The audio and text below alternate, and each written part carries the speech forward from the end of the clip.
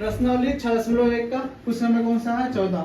लिखा है कि एक पाइप से रेत 12 सेंटीमीटर क्यूब प्रति सेकंड दर से गिर रही है। गिरती रेत जमीन पर एक ऐसा शंकु बनाती है जिसकी ऊंचाई सदैव क्या है, आधार की त्रिज्या का छठा भाग है। ठीक है, रेत से बने के शंकु की ऊंचाई किस दर से बढ़ रही है जबकि ऊंचाई कितना है 4 सेंटीमीटर। तो ध्यान से देखो भैया, एक पाइप रेत 12 सेंटीमीटर प्रति क्यूब प्रति सेकंड की दर से गिर रही है, अर्थात दिया है क्या भैया कि डीबी बाई कितना दिया है, डीटी कितना दे रखा है 12 सेंटीमीटर क्यूब प्रति सेकंड। ठीक है, ये दे रखा है। अब देखो भैया फिर कहते हैं शंकु बनाती है जिसकी ऊंचाई सदैव आधार की त्रिज्या का छठा भाग है। आधार की त्रिज्या भैया मान लो आर, ठीक है भैया, आधार की त्रिज्या का छठा भाग है। क्या भैया ऊंचाई, ऊंचाई जो भैया है, ऊंचाई क्या है आधार की त्रिज्या का कितना भैया छठा भाग है, मतलब क्या एच बराबर आर बाई 6। तो यहाँ पर एच बराबर कितना जाएगा आर बाई 6। ठीक है, आर बराबर कितना जाएगा भैया एच 6। ये समझ में आया नहीं आया? ठीक है भैया, ये दिया हुआ है, लिख दीजिए दिया है, ये भी दिया है भैया। ठीक है, अब देखो वैसे भैया पाइप है ना, मान लो ये पाइप है भैया, ऐसे रेत क्या हो रहा है नीचे क्या है भैया गिर रहा है। जब यह रेत गिरी तो क्या कार को मिलकर शंकु का क्या हो जाएगी, बताओ ढीला होता है, ऐसे ढीला होता है।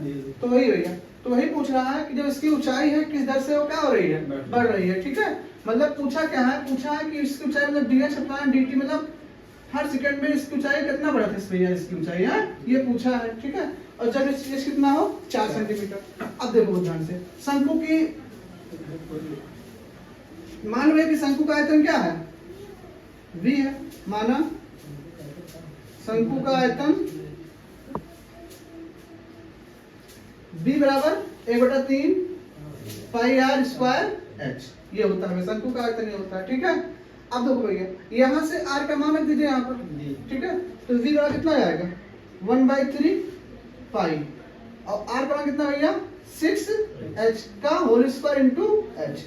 तो v बराबर 1/3 पाई और छठा 36 और एच स्क्वायर इंटू एच।